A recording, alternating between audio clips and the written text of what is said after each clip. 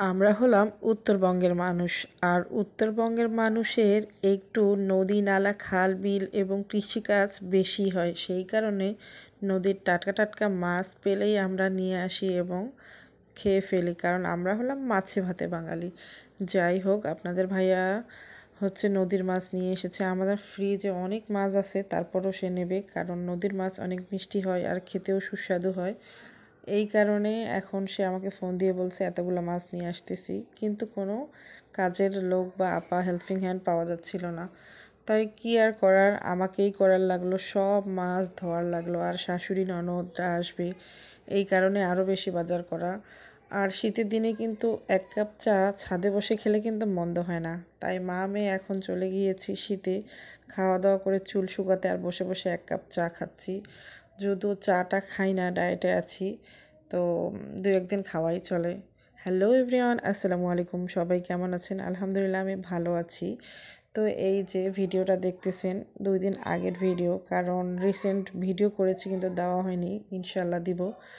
তো সকালবেলা উঠে আমার নাস্তা ছিল পুঁই শাক ভাজি, শসা আর একটা হাঁসের ডিম সেদ্ধ। আর হ্যাঁ, এই হাঁসের ডিমগুলো গ্রাম থেকে নিয়ে এসেছিলাম, আমার মায়ের হাঁসের। তো একদম বাড়ির হাঁস, পালা হাঁস কিন্তু। আর এই যে আমি এখন ফ্রিজ পরিষ্কার করতে বসে গেছি, এই সময় আপনার ভাইয়া মাছ নিয়ে এসেছে। তো আমাকে একটু হেল্প করতেছে সে, তার হেল্প হেল্প করে দিচ্ছে আর বরফগুলো ছাড়িয়ে দিচ্ছিল। অনেক পরিমাণ বরফ হয়েছিল, আমি যেহেতু কিছুদিন বাসায় ছিলাম না। আর এই যে হাঁসের ডিমগুলো পরিষ্কার করে সুন্দরভাবে ফ্রিজে রেখে দিলাম, আমার মা দিয়েছে।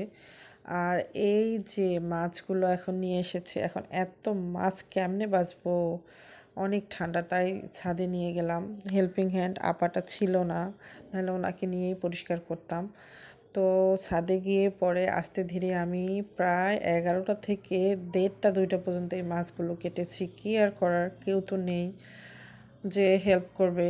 আপনাদের ভাই আরও অফিস আছে, নাহলে আপনাদের ভাই আমাকে হেল্প করে, আমি মাছ কাটি, আপনাদের ভাই আমাকে ধুয়ে দেয়। আর আমার হাত অনেক সফট নরম, আমি এইসব কাটাওয়ালা মাছ ধুতেই পারি না।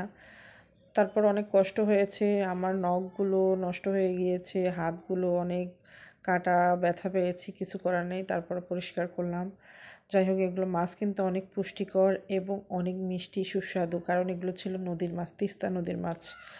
তো কাজটা অনেক সহজ হয়ে গিয়েছে যে আমি ছাদে গিয়ে পরিষ্কার করেছি, কারণ ছাদে রোদ ছিল আর খোলামেলা পরিবেশে কেউ নেই।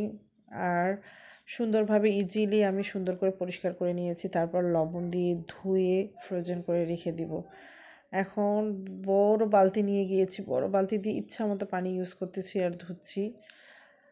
আপনারা কারা কারা এরকম নদীর মাছ পছন্দ করেন, আর কাদের বাসার সাইডে পিছনে সামনে নদী আছে, অবশ্যই জানাবেন কিন্তু। আমরা হলাম মাছে ভাতে বাঙালি, আর এরকম টাটকা টাটকা মাছ না খেলে কি হয়। আর আমার ভিডিওগুলো যারা দেখেছেন, সবাই ভিডিওগুলো দেখে লাইক কমেন্ট শেয়ার করবেন। আর যদি ভালো লেগে থাকে তাহলে অবশ্যই পেজটা কিন্তু ফলো দিতে ভুলবেন না।